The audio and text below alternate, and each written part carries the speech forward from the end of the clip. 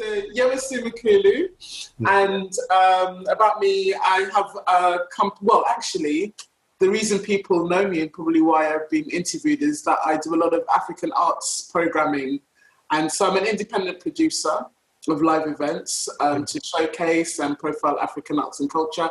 Hosted quite a number of events in the UK, and I run a festival in Ghana called the Esabaka Festival.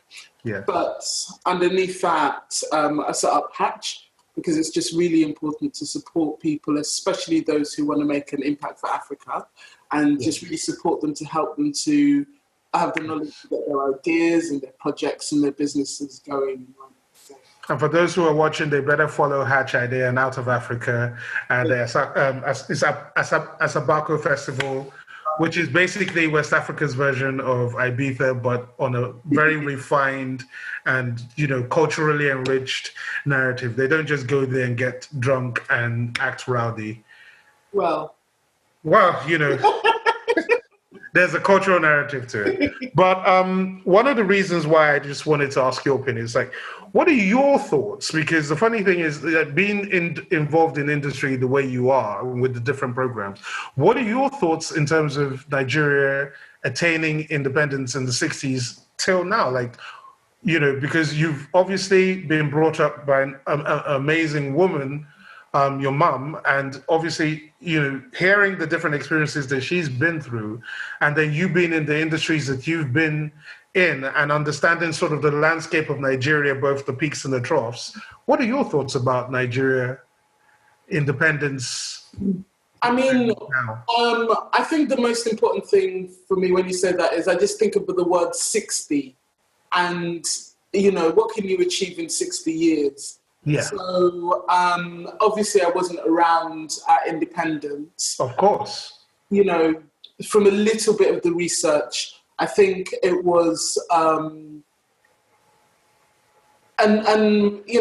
noble act in terms of people coming together in order to actually try to create a narrative of self-governance, And I don't know too much about the history, but the idea that people trying to work together who have different cultural backgrounds and maybe different agendas and having to put that to one side, I think that was a grand effort. Keeping that together is what has been my experience, because by the time I came into the world, that ideal, that dream didn't seem to have set or been fixed. Okay. So, a lot of clashes, not just across cultural lines, but in terms of agenda and ideology, political positioning, ways in which they could who could get what resources, the scramble for Africa continued, basically. Absolutely, loads of coups, loads of very different kind of agendas coming together and creating a really fractured country. But however, my understanding is, and my experience is that the country was given a poison chalice and it was given a broken structure that, to be quite honest, I think would have been a feat for anybody to be able to try to construct a nation.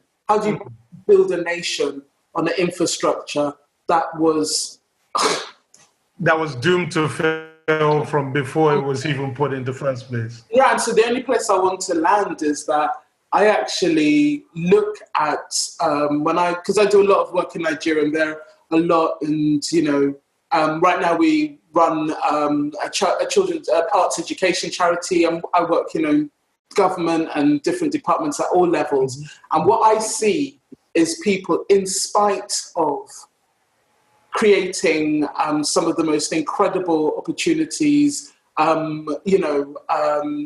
overcoming challenges that it's not even humanly possible to overcome some of the challenges. When you wake up in the morning and then you have no access to light or water, but you can still, by the end of the day, have created a proposal and be able to send it to me in London so that I can do my bit. And all I needed to do was roll out of bed, go on my laptop.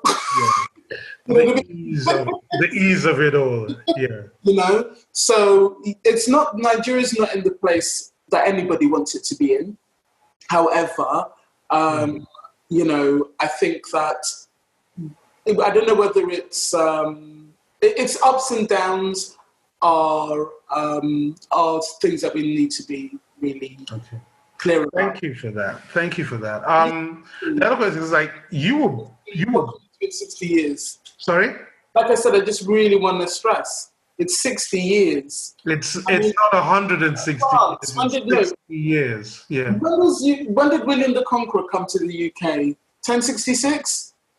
I believe so. That 1,000 years. And look at the UK, still not even popping. Well, scales are not balanced in terms of perception. You know, it is what it is. But okay, but you were born in Nigeria, right? Yes. Mommy, can you please tell us about that experience? Because as I was born. Oh my God! Oh, there we go. My favorite story. Yeah, she was born in Nigeria. I actually delivered her myself. So you went back to an independent Nigeria to deliver your I went back in '69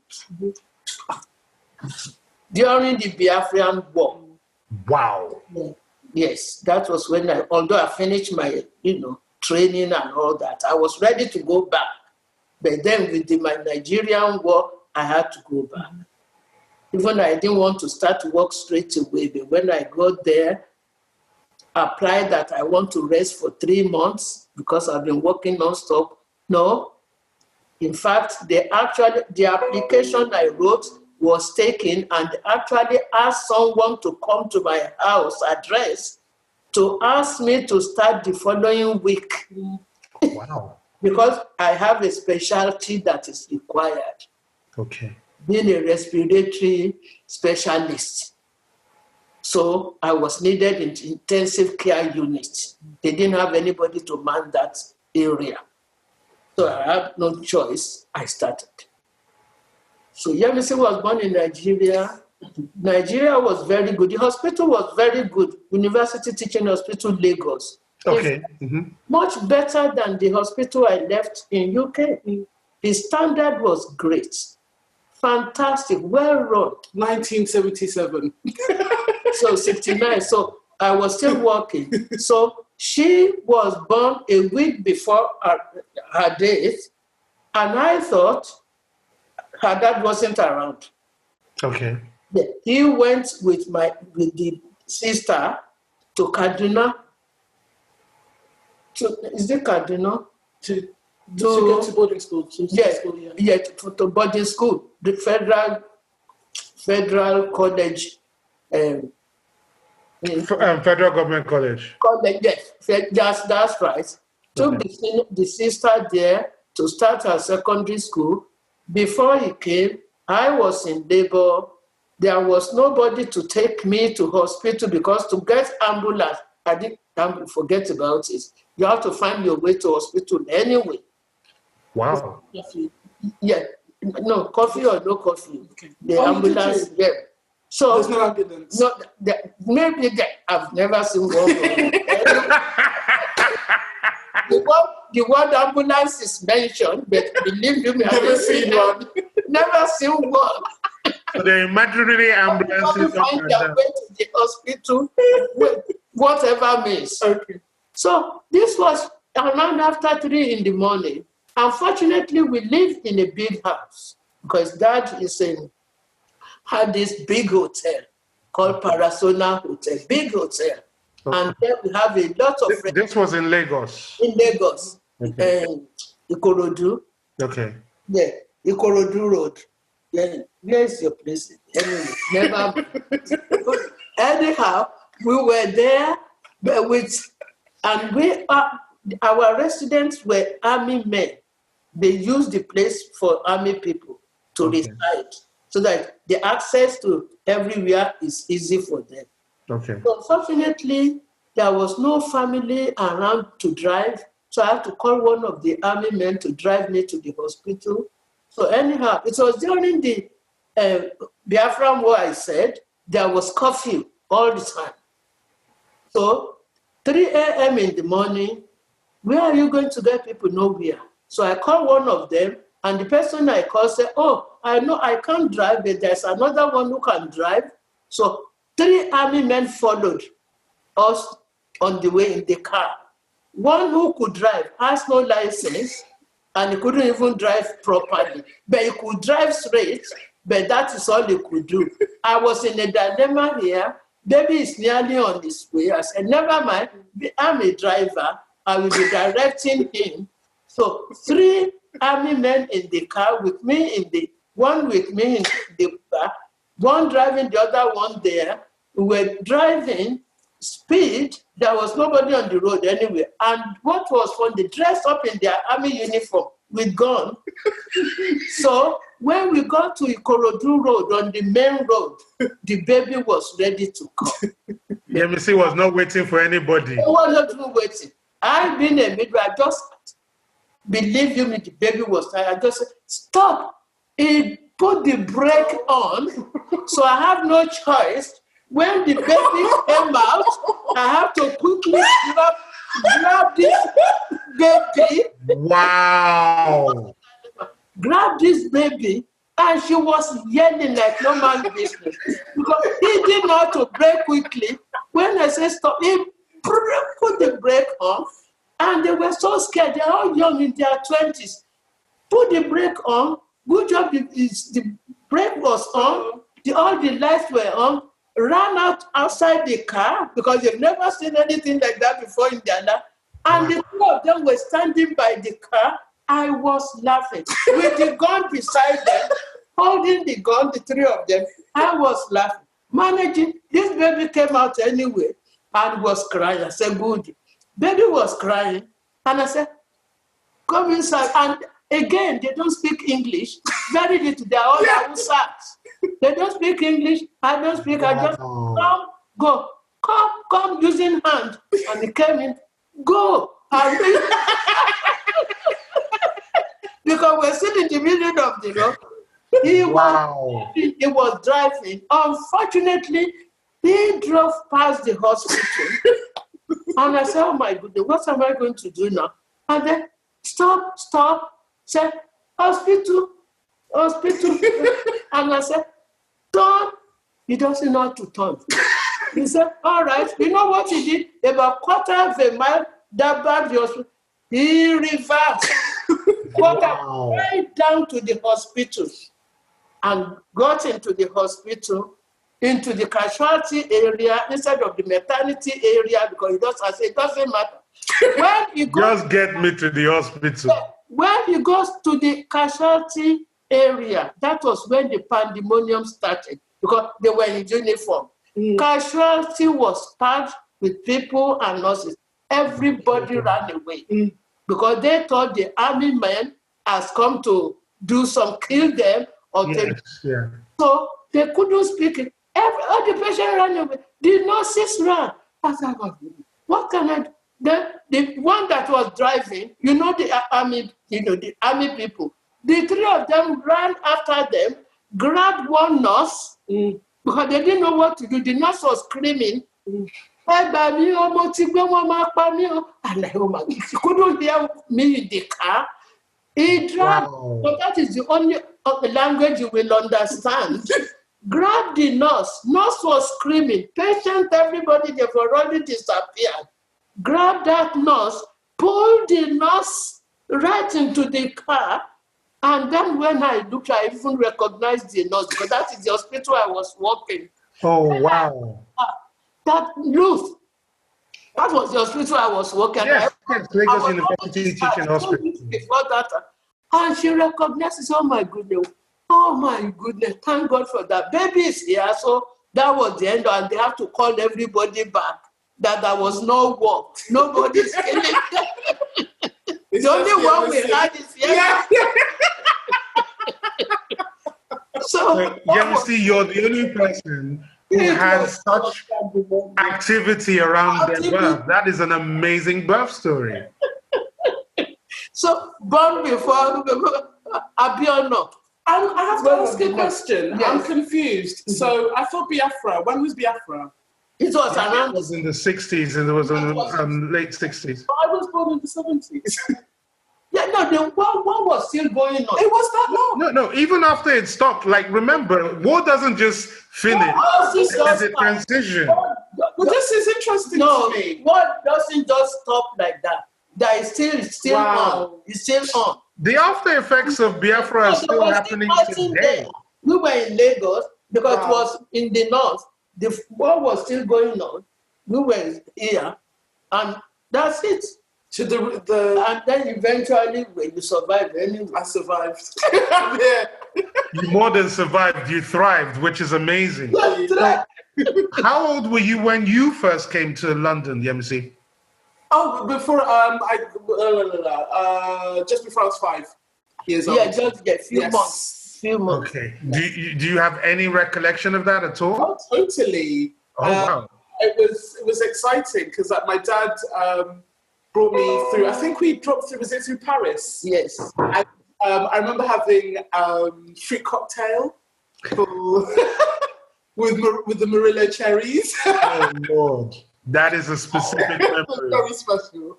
And I think the airport had like some gold shiny, things. I remember that. And then definitely the first few days, it was September because it was just a few days before my birthday. Yes. And it's when the weather just changes. And I remember my mom telling me that even though the sky is blue in England, it doesn't mean it's warm.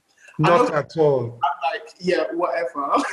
So I put on my best dress, and I'll never forget walking out because the sky was so blue. It was so beautiful. And the cold I felt, it was so cold. My teeth were actually like, and my bones, and the tears just raked. Boom. Wow. You got a brisk welcome. I was too scared to leave the house after that. Okay, so you're 5 years old. You're in Britain. Yeah. At this point, do you know you're Nigerian? No. So what was the first time you realized? I know what you're asking. Yeah. Identity at that time wasn't in question. Yeah. So it's like, I know I'm a girl. I know I'm this height. I know I'm Nigerian. They're just statements of fact. So so being Nigerian was a statement of fact. Okay. Yeah. Fantastic. That works. I understand that. So you didn't have the but obviously you've grown up in Nigeria. You've grown up in Nigeria. Then you're growing up here, and you are aware of who you are. 100%. I feel very comfortable in my identity. Mm-hmm. It's not challenged. It's not, I'm Nigerian. It's. With regards to that, how was your schooling experience in the UK? So then it was only when school. I mean, it was only when I had my first day at school, and that's when started to realize that being Nigerian was not just a statement of fact. Okay. But it was a positive because when I started, my academics were so much higher than everybody else's. They had to put me up a year. They wanted to, was it 2 years? 2 years. Yeah, but they weren't legally allowed to put me up 2 years. But I ended up having to do with teaching assistant. Yeah, teaching. With the teacher because I was so far ahead of the other students. This is, 5, 6 years old. And so they marked me up as what they'd be doing at 7 or 8, So I would have been idle in the class. So the teachers loved me because they had someone to support and teach the other children how to read. So I was 5. You were a teaching assistant at 5 years old. Even French. You're teaching them French as well. So teaching them how to read and teaching them how to do French. So my primary school experience up until I'd say 7 or 8 was very much that being Nigerian was a mark of academic quality. Excellence. Yeah, and excellence, absolutely. And Brilliant.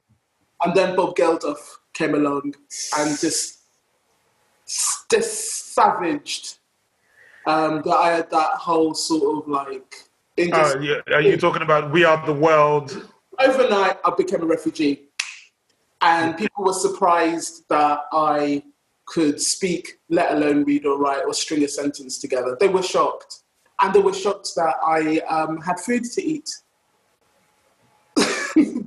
It's that perception that's created by, the perception that's created by Britain to the whole of Africa in terms of constantly showing an image of an undeveloped, uneducated continent. They wanted to believe it at the end of the day, because you can't overnight just change a narrative. They wanted to believe it.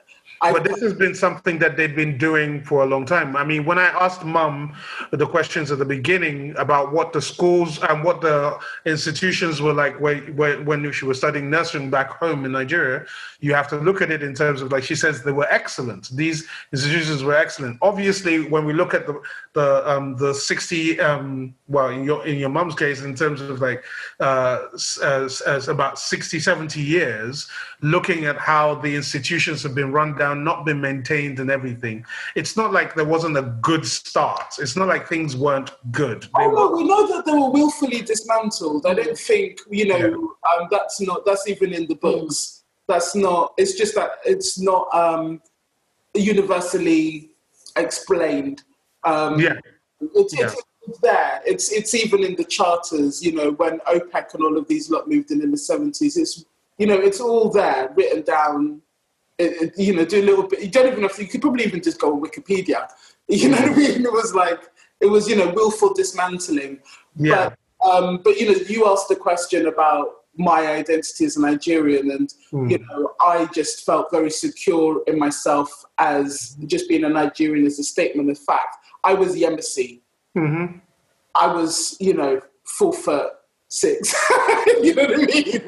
No, you knew who you were. The point I'm trying to drive at here is... I didn't even have a gap then. So, and nobody had an issue about me having a Nigerian accent. It was very much, there was a moment in time where that narrative shifted. And what was interesting, though, was being a card-carrying Nigerian became a way to survive. Because they'd lumped the whole African narrative into one, but you're all right because you're Nigerian. Mm-hmm. You know what I mean? Yeah, I understand. So it was like, but you're not like but you're not like those other ones, yeah. Yeah, okay. So that whole sort of like work that had been done, coming, trying to, like my mum was saying about, instead of ridiculing people for their ignorance, at least give them a chance to not be ignorant. So all that work that had been done by that generation sort of thing, it's just, I mean, I've got no words. So that within a moment, I was a refugee as opposed to just Yemisi. Which is your identity that you're secure in, and all of a sudden now it's something that's being questioned. I mean, even being dragged to the Home Office just to sort of like verify my existence. All of a sudden, it's like there's this kind of like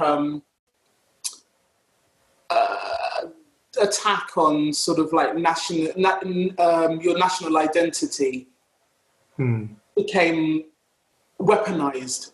You'd go for a job interview. Where are you from? Go to school. Where are you from? Yeah. But not in just because of your name. Exactly. They're asking out of curiosity, not like, oh, where are you from? No. Where are you from? Please, can you prove that you have a right? Please, can you prove be here? Yeah. Yes, exactly. Your level of, because you are Nigerian, you can attain better than the other ones. Do you see what I mean?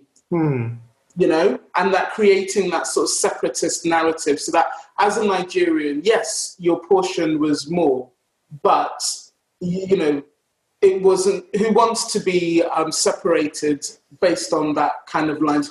As a Nigerian, I don't want to walk into a room and be sort of like, you're okay because you're a Nigerian. Because I know full well when I walk out of that room and the, other British person comes in and they go, oh yeah, but that Nigerian.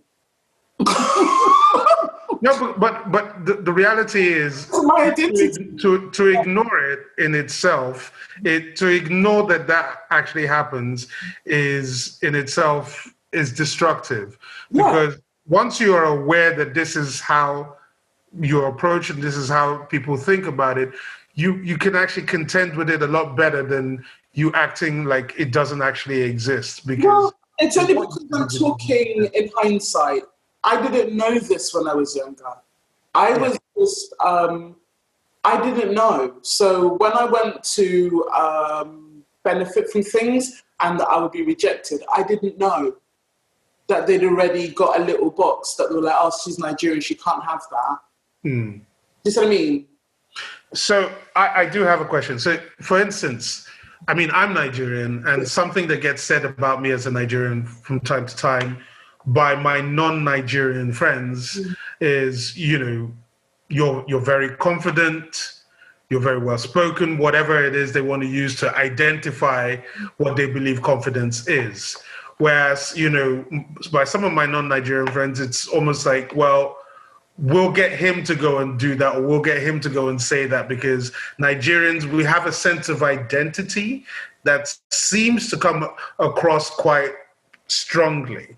Now, where you're concerned in your chosen vocation and the industries that and the doors that you walk into, do you feel that is a benefit, or does that detract from what it is you're trying to? Let me go back to what Mum was saying about what are the values of Nigerians that she really likes. Yeah. It is that duty for others. Yeah. And it's that duty of care to be excellent, not just for yourself, but for others. For others, yeah. So even though you have to start your education again, you still do it and you look at the positives and you excel. And so maybe that's just stuff that I learned in the home. I don't know if that's exclusively Nigerian, but it seems to be a thread that, binds a lot of people that I know that are from the culture that, that people can call Nigerian. So when my mandate as a human being, when I'm going into these challenging environments, I'm able to sort of get through it, because my mandate is for everybody. It's not just for myself. So I'm not there, negotiating for Yemisi. I'm negotiating because I was given the privilege of this incredible education so I can use it for others. So, so I think that's why I think a lot of the advancements that we maybe see in medicine and all over the world that have a Nigerian name to it, I wouldn't be surprised if they have the same answer. You're part of a community. So, it is a community narrative. Yeah, isn't it? Larger than you. You're given a bold staff, to go out into the world to wage. It's almost like, don't come back into this house unless you know what I mean? Okay. Well, the funny thing is, you say this, right? We're saying this in jest, but there's doctor, you better be the best doctor. This for me, being Yoruba, I'm part Fulani as well, because my mother was half Fulani, half Yoruba. But one of the things that used to get said to me quite a lot is "Ranti omo enti oje," as in remember whose child you are, remember what house you come from. Oh my goodness, sorry, my mum was going to say what is her favorite quote. Yeah, that was what she was going to say. Well, that makes a lot of sense to me, because that's drilled into you when you're growing up. That is how I would say. Sorry to cut you, but it's a beautiful thing. It's not done. I mean, I feel so, like I said, it's like, I feel so honored that I was given whatever things happened that got to a place where I was given the level of education that I had. Yeah. I want to utilize that to do great things. No, right. Okay. So based on what you just said in terms of you want to use that to do great things, think about the fact that you don't only just work in the UK, you work across Africa. But in Nigeria, what is the response to you as Yemisi, the Nigerian woman that everyone's favorite daughter? Huh? Everyone's favorite daughter. Oh my goodness. It's Yemisi, she's here. So, and this is what I love about Nigeria is they do love to celebrate. Because Mum was talking about greetings. Yeah. So when I arrive, it's like our child is back and they just follow. Because we have social media now, so a lot of people follow what I do. They know the challenges that I am faced with in the UK as well in the Nigerian environment. Gender, race, everything. They are so responsible and respectful about that. That's what keeps me. If I only existed in the UK, I'd be broken. It's the love and the kind of, seriously, it's the love and understanding and respect for who I am as a person that I get from the Nigerians that keeps me going. Even though things are harder to get across the line, the cheerleading and the support and the respect is, it gets you up in the morning. So for instance, I'll give you an example. So we do this, we set up this initiative, this NGO in Nigeria to support education. So we use arts in order to enhance education in Nigeria. The education system is dire. In the north, 70-something% of people are not actually in formal education. And then COVID happened, schools were closed. So we immediately used this infrastructure to create home learning. And the support that we have received from people to make sure that an idea that Yemisi and her team initiated, because they believe and they understand that we will get the work done, they've been supporting us. Even if they don't have money, they've been coming on board as researchers. I've got people who are working for corporate companies in Nigeria. They're coming on board to research. There's another guy who he was in his local village, and he's come on board as one of the teaching facilitators, going out, engaging with local children and getting them to use the toolkits that we've created so that they can keep their education going while the schools are in lockdown. Of course. So it's that sense of like, you'll receive... Not to put words into your mouth, but it just sounds like what both yourself and your mum have been saying most of this conversation, which is the sense of community, having the sense of identity and ensuring that you're not just doing for yourself, but you're doing for everybody at large. You received for that. You received this. Okay, I think what I'm trying to say is this. In the UK, if I said, look, I've got an idea, guys, of how we can solve something, what I would get is, you have to prove it. Are you, but what are your credentials? And, are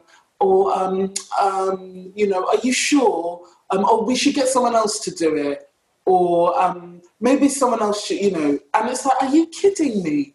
I've been doing this for like 20 years and you're asking me to, I know this is going to sound like, just Google me.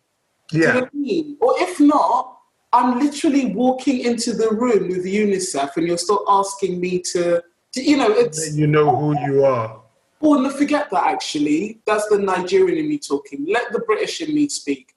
Or look at the idea and base it on your ability to understand if this idea can work or not, on its own merits. Forget about me being the instigator. Yes. Just actually, instead of throwing it in the bin, look at it and be like, this is a good idea. What can we do to make this happen? Yeah? Not kind of like, oh, are you, you know what I mean? And you know what that means. Can you hear me? I can hear you properly. Okay. What is the question? The question is, Mommy, what are your favorite Nigerian phrases, sayings, or proverbs? That's right. You don't know what that means, do you? Of course I don't. I can pretend I do. No, I do know what it is. You know what it is because you must have heard it from Mom. The house you're in, Family, in order to like name your child. Anyway, let me explain it. Yeah, he knows it. Mm-hmm. Oh, I know it, but for the people who are going to be watching, for the other people listening, that is, you have to know your family well before you name a child, because name is very important in Nigeria. Yeah. So you have to be cautious with your name. You don't want to do anything wrong and drag your name into something that is messy. Nigerians don't like it. You have to keep the standard of your father's name. Yeah. Family name. Very, very family name, yeah. Hence, your character starts from your home. So when you are well brought up, then you will behave very well, better outside, wherever you go. So that is the saying that when you start, charity begins from home. At home, yeah. Okay. Do you have any other ones, Mommy, or is that just Well, that is the most important one to be carried. I'm inclined to agree with. What about you, Yemisi? Do you have any favorite? No, you don't have any. I mean, the only one I have, and I don't know if it's not a Nigerian one, it's an African one, but it's because I do like it, only because it's like, if you want to go far, go alone. That's fine, If you want to go far, go. No, if you want to go fast, sorry. If you want to go fast, go alone. That's just cool. If you want to go fast, go alone. But if you want to go far, go together. I love that. I do. Another one that is good is prevention is better than cure. Is that a famous Nigerian? It is famous. Is it a famous Nigerian? It is. Because well, whether it is Nigerian or not, wherever it comes from, it's very apt. Parents always say it. You must prevent something before it's happening, because when it's happened, it will be worse. It's true. So, well, Mom is also speaking from a medical profession. It's better to prevent than have to try and find a cure to something. Look at what we're dealing with COVID, for God's sake. Exactly. Could you imagine if we had done anyway? That's another. That's a whole different conversation. I didn't mention that when I came here, there was no problem because we were still under the British. So we just came as if you are driving from Lagos to somewhere. You just come. Passport is ready. It's British. Yes. It was black passport in those days. Yeah. And there was no problem. No visa, no immigration check, nothing. You leave and you go to wherever you are. Now supposed to go. Now it's a whole different ball game. No question asked. Yeah. Well, there's more than enough questions asked, even with your passports now. Yes. The other question I have to ask both of you, but I'll start with Mom. Mom, can you name three famous Nigerians that you admire? The three ones I admire, and every time I mention their names, I nearly burst into tears. Okay. Because they have just passed. One after the other. A pity. Because they really made a lot of impact in Nigerian medicine to keep Nigeria going. One is Professor Elebute, well-known doctor in University Teaching Hospital, Respiratory Department. Professor Elebute, well-known. He did a lot in Nigeria for people. Not for his own, but for people. Then Professor Femi Pierce. Sunday Pierce. Femi Pierce. Femi Pierce, okay. Yes. That's another one that I will never forget, because they recognize what one did when we were all working together. And they really did a lot when it came to medicine, looking after people's health. They didn't do it just for their own pockets. And the third one is Professor Shofowora. He became a venerable eventually. Became a Professor Shofowora. yes.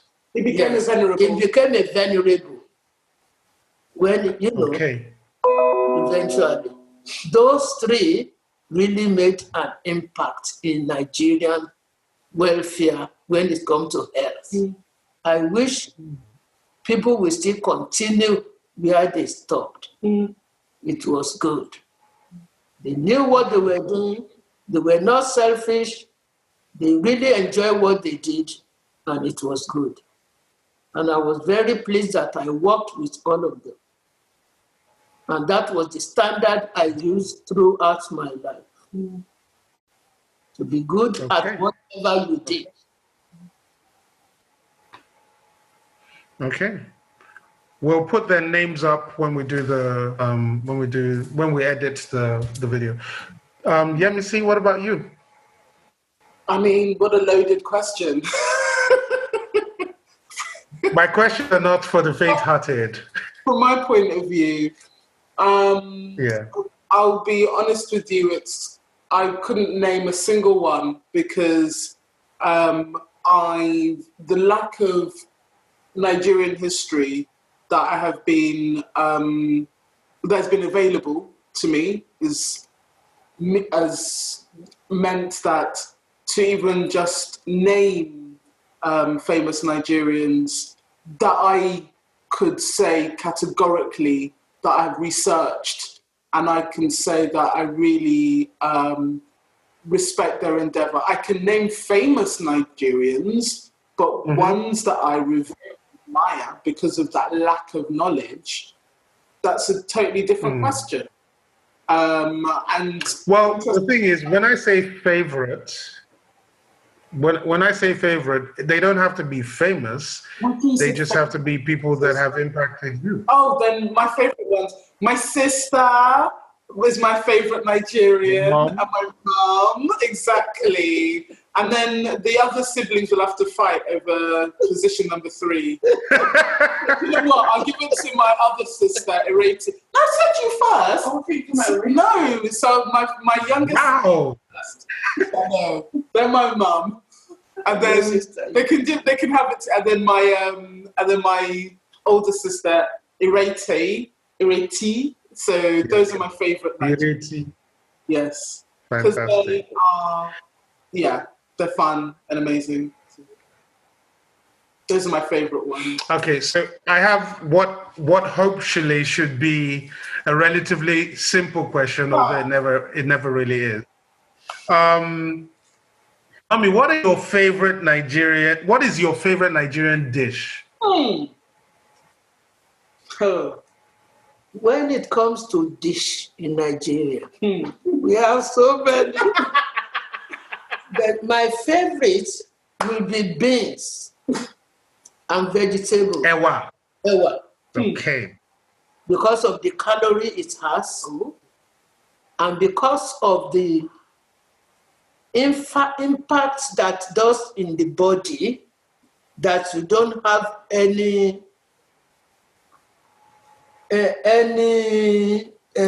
reaction. Because some food in Nigeria you will eat and you will react. But with beans, believe you me, and vegetable, those are my favorites. Okay. Over to you, MC. All of them.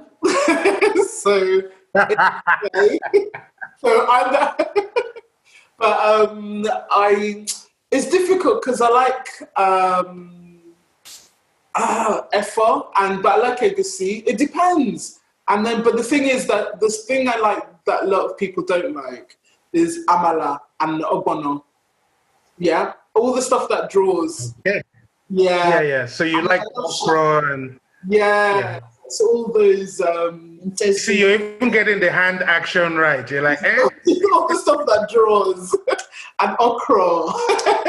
And funny enough, intestinal organs of animal is the best to eat. It is? Intestinal animals is the best to eat. Better than the steak. Because it's full of vitamin B. Mommy likes food for nutrition. I like it for taste. For nutritional value. All the intestinal, but people just ignore it, and it's the cheapest to buy. Yes. People don't What about understand pig's it. head? Oh, Did you just bring the pig's head back up again? pig's head and all the intestinal, all those stuff are good. Anyway, for cow foot. Cow Is food. it the? Yeah, I love that. Yeah. And then And snail. oh, I was going to say, but then the Snail is good. Snail is a delicacy among our people, definitely. But you know the thing that's popping right now is gizdodo. Gizdodo, gizzard and dodo. You know, gizzard is intestinal. Yes, okay. It's intestines. Your mom just said it. Yes, anything. Okay, cool. So, Okay, so I have one final question. Right. So I've already touched upon this earlier anyway, but it's to do with the proposal that I did write for the Horniman. Because they based it around a photographer named Nancy Stanfield who went to Nigeria in the 60s, as in, I think she went just before or just at, when Nigeria got it in Ibadan and in Lagos, I believe. So she went to, she spent some time in, she spent some time in the north and some time in the west. And she took a number of different photographs, everything from like the process of making adire, to basket making, to weddings, to to schools that she was at, and we've had people like Ed Kaiser, Amanda Kirby Okoye, who are both historians and lawyers. And we've had the poet Yomi Sode and an online platform run by Damola Odwale in Nigeria called Ashiri Magazine. And we've written responses to the photographs she took and comparing it to the of then and the Nigeria now. What, in your estimation, how would you be able to summarize your thoughts of Nigeria then, as in Nigeria over the last 60 years, basically? That is the proposal that I was writing, and that's the question that I'll be asking you, the final question. Nigeria then. Yeah, and Nigeria now. Before I left, had good water supply, running water from the tap, and clean, which I really value very much. The only thing was sanitation wasn't good. They didn't have good sanitation. I don't want to talk about that. It is appalling. And there was electricity, even though it's on and off, but it wasn't as bad as when I went back. Okay. Going back, if you don't have money to buy your generator, then you don't have lights, which I think it is really bad. So many people are using generator, and it's not good for human health. We are talking of pollution. I don't think they understand what to call pollution. That is causing a lot of illness, especially respiratory diseases. They need to do something about the electricity in Nigeria to improve good health. The road wasn't bad before I left. We were able to go and come back within half an hour, 1 hour.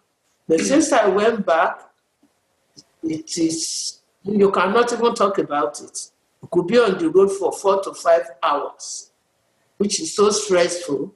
And this is part of what is causing illness in a lot of people.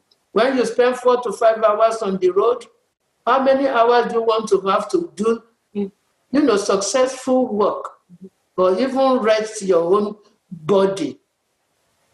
So many houses now that are built on areas where there shouldn't be houses on top of one another. So there is no current flow of water.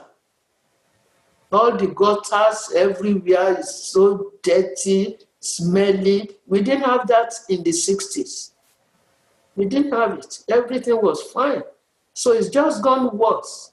If they can improve the road, to help constant, usage of transport for industry and good lights, believe you me, Nigeria will be better. It will be number one in the world because we are so industrious in Nigeria. Nigerians are not lazy at all. We are ready to do anything. And they are so blessed that every area in Nigeria, we have our specialties. The Northerners have their specialty, the East have theirs, the West, we have ours. All these things are not functioning anymore because of lack of facility to help.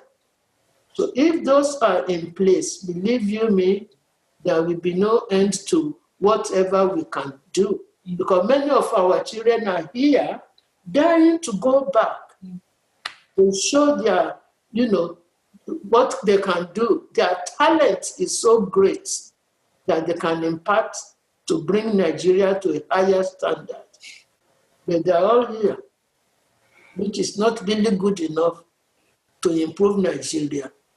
If something can be done, believe you me, we are very hopeful that Nigeria will be great in future, a few years to come. But there is no encouragement.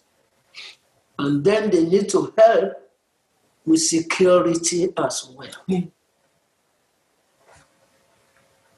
So we need a lot of that in place. And people will not be scared to go to Nigeria. We want to live here and go to Nigeria. Because to be candid, there is no point staying here when even whatever you hear, no matter what you do here, it's all right, it's nice, it's good, but it's not the same. Like when you do it for your own people.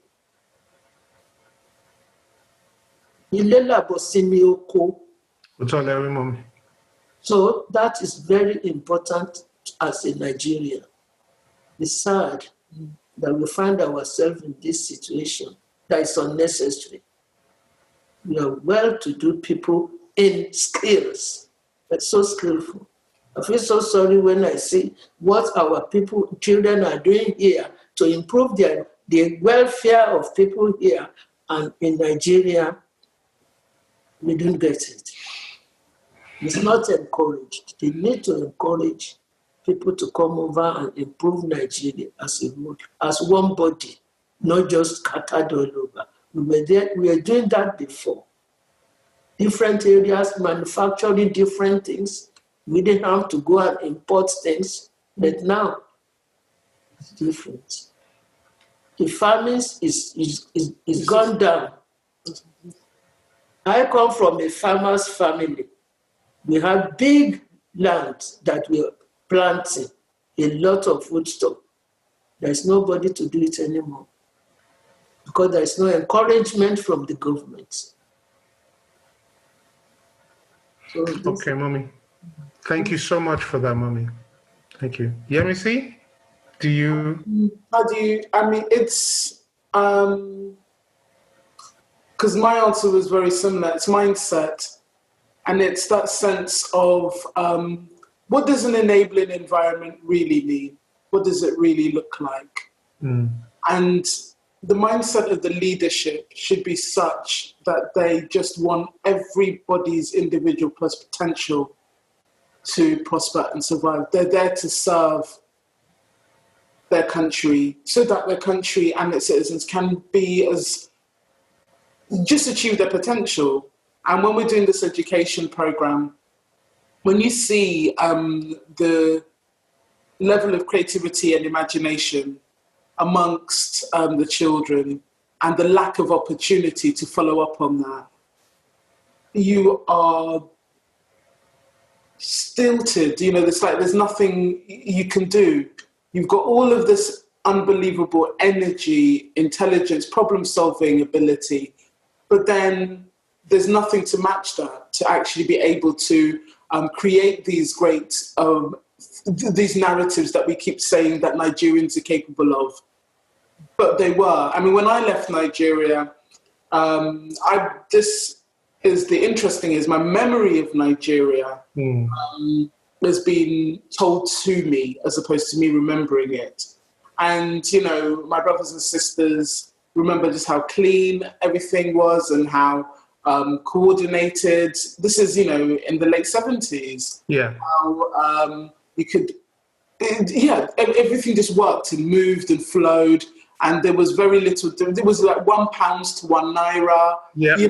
It wasn't, but in a very, very short period of time in the 90s, and I think this is exactly the undoing of the 90s and what happened has created a post-apocalyptic kind of environment where everyone is scrabbling without real direction and real leadership to be able to piece that country back together again.